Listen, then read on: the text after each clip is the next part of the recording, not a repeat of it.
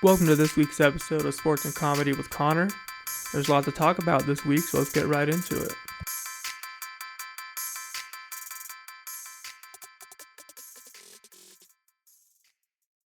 Hello everyone, my name is Connor and this is Sports and Comedy. Welcome to episode number 4.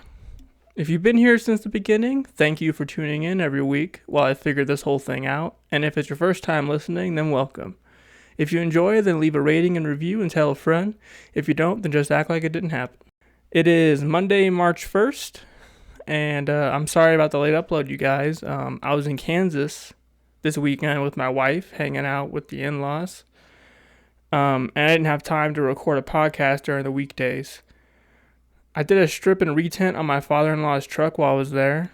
The old tent was all purple and scratched. I mean, it's a farm truck, so, they don't need perfection, but you could barely even see out of it. I had all my tools and materials packed up and ready to go. It definitely needed a fresh set of film on it. I replaced it with a nice 20% 3M FX Premium that matched the factory tint in the back perfectly. I also got another window tinting job out of the deal from a family friend, so that's pretty sick. While I was there, though, I also brought my 9mm, and my father-in-law let me try out his Springfield XD9 to do a bit of shooting like I always try to. It's always so nice to get out there and shoot some shit. The in-laws got a bunch of bowling pins and I lined them up in different spots against the hill and shot from about 40 yards with a 9mm. They were tougher than I thought. I mean, I was really hoping for an explosion of white powder, what guy wouldn't love that? But they were made out of some kind of like wood or cork, and the bullets just kind of went through and almost kind of resealed after they went through, and it barely left any mark. I was very impressed. We were also celebrating my birthday with them this weekend. My actual birthday isn't until next weekend, and I'm really stoked about it. My wife and I have some pretty fun plans. We're thinking about getting some hibachi, as well as some plans with my folks on Saturday. I'm going to be 28. It's weird to think I'm almost 30.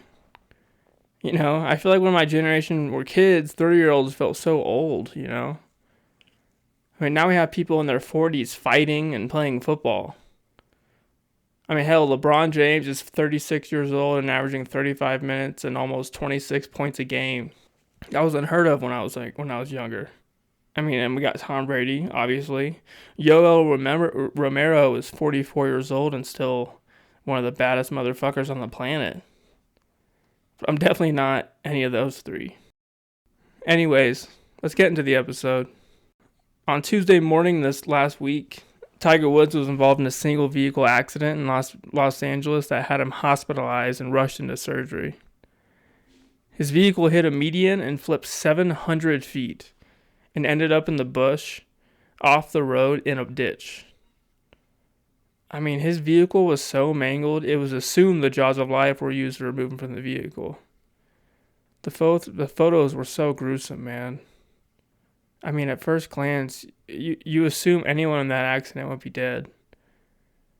You don't expect anyone to survive that. Tiger Woods is lucky to be alive. The craziest part about this to me was how the media treated the situation. I mean, as soon as the news broke, the national media, as well as the local Denver sports radio that I was listening to at the time, all asked the same question: if Tiger Woods was drunk or high or on something at the time of the accident.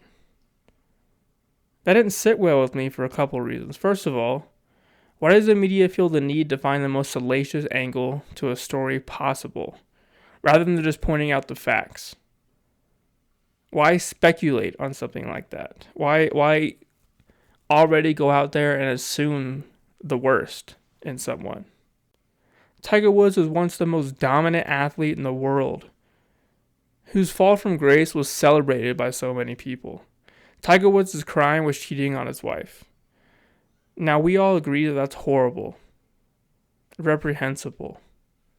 You should never, ever, ever do that. But does that ruin his legacy in golf?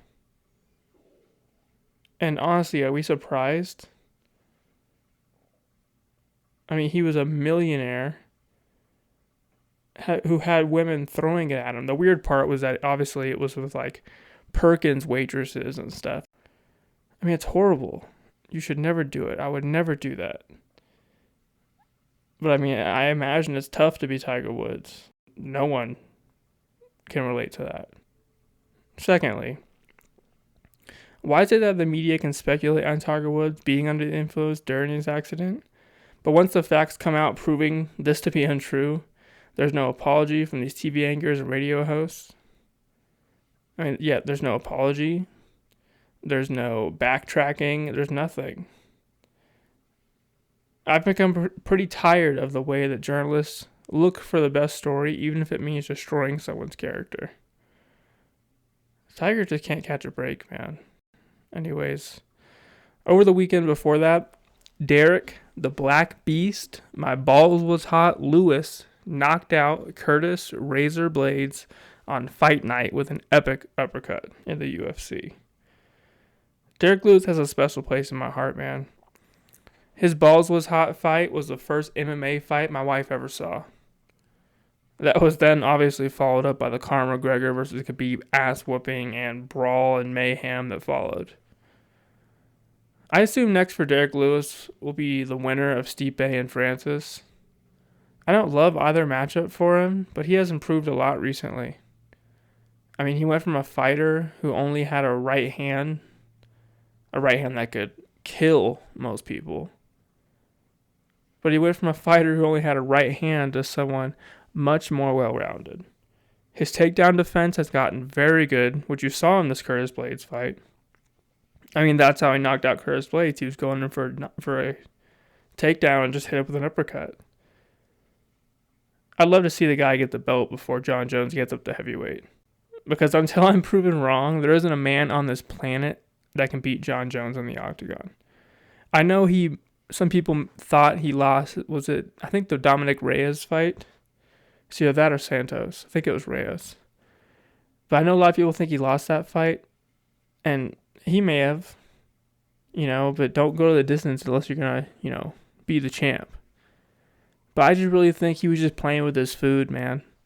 Shit was too easy for him. He got bored. I mean, I'm glad he's moving up to heavyweight. It's going to be a much bigger challenge for him. Him and Francis is going to be an epic fucking fight. But until someone proves me wrong, I don't think it's going to happen. I don't think he's going to lose. We'll have to see how going up to heavyweight affects his speed and cardio. But from the pictures he put out and the video I just saw today of him sparring, he looks huge. He obviously still has the reach. You can't lose that. He's not going to forget how to use it. He's going to have more power, hopefully. The cardio is the only thing I'd really worry about. But we might see the old Jon Jones finishing people, not going the distance. I mean, maybe the lack of cardio won't affect him at all. But I think that'll be the case, honestly. I think the UFC heavyweight division is probably about to get run through. UFC has some good fights coming up, but the NFL is crazy right now. Basically, if you are a starting quarterback in the NFL on a team that didn't make it deep in the playoffs, you went out. Now, I'm usually on the side of the players 100%. But this is starting to feel like it's getting a little bit out of hand.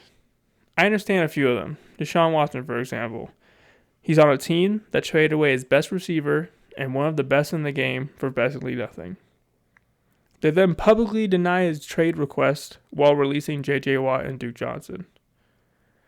I get that he recently signed a large long-term deal, but I'm assuming he signed that thinking that the Texans plan to build around him and go for a Super Bowl, not totally implode and fire their coach and GM. And today they finally said, they're still being vague though, it's weird. They said Deshaun will not be a Texan long term. The fuck does that mean? But anyway, I get Deshaun Watson. But these Russel Wilson rumors are weird. They're strange to me. I mean, he is the most sacked quarterback in the league, but it just feels very sudden for all of this to come out. Apparently, he was in Roger Goodell's box during the Super Bowl, and after watching the Chiefs O-line get demolished and thinking, oh shit, that looks like me. No wonder we can't win a fucking Super Bowl. He called up either Pete Carroll or the GM, can't remember which one, and told them they need to fix the O-line if they wanted to make a legit run. I get that. I wonder though, was he drunk? Was he being a dick on the phone? I mean, I wonder how that goes. I guess he didn't like the response though and was very upset. If that's true, I mean, I totally get that, right? But I feel like there's a lot more to it than that. It doesn't, I mean, which one would be easier, logically? Fix your O-line or get a new Russell Wilson? Even if they were to trade Russell Wilson to the Jaguars for that number 1 overall pick and get Trevor Lawrence, there's no replacing Russell Wilson. Trevor Lawrence might be legit, but he also might not. There's a lot more people who were supposed to be great and weren't. I personally think he'll be a Seahawk for a long time, but the rumors of him playing in New Orleans are pretty fun to talk about. I mean, could you imagine Russell Wilson, Alvin Kamara, and Michael Thomas? I mean, that's assuming the Saints wouldn't trade one of them for Russell. But if they had those three, would they instantly have the NFL's best three-headed attack? All right, you could definitely debate it. I mean, think about. So I'm just start with the running backs. What running backs are in Alvin Kamara's league? I would say Barkley. I would say Cook. I would say Zeke. Who am I forgetting? Oh, Derrick Henry, obviously. Oh, Christian McCaffrey. Of all those guys, well, let's think about it. Christian McCaffrey, who's his quarterback? No one knows right now. Barkley, Daniel Jones sucks. Henry, Tannehill's pretty legit. Dalvin Cook. I've never been on the Kirk Cousins train, ever. Zeke, Dak. Dak's very good.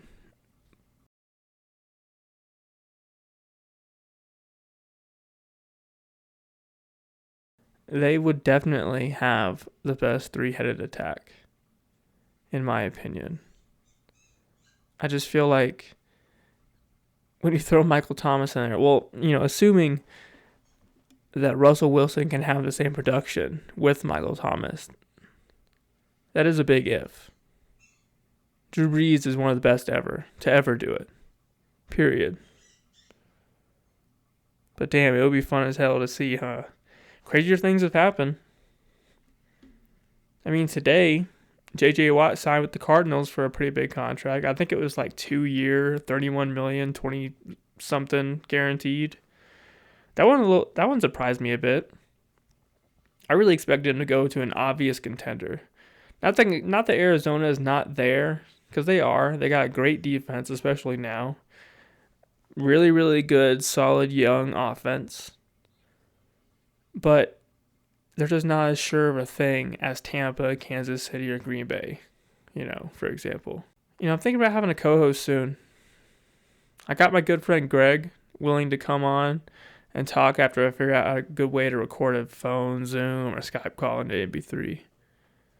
But I can figure that out, though. I'm going to try to have guests from time to time to help me bounce my ideas off of someone and have a real conversation. I think that'll work around. I think that'll work out a lot. So stick around for that, hopefully in the near future. In the meantime, I'm going to keep kicking it solo and pushing these out once a week for the time being. I truly appreciate everyone who tuned into this week's episode of Sports and Comedy with Connor. If you enjoyed, please rate, review, and subscribe. If you have any comments or questions, feel free to email sportsandcomedywithconnor@gmail.com. Follow me on Twitter @ConnorCReal and subscribe to my YouTube channel. Thank you again for listening, and I'll talk to you next time. Bye-bye.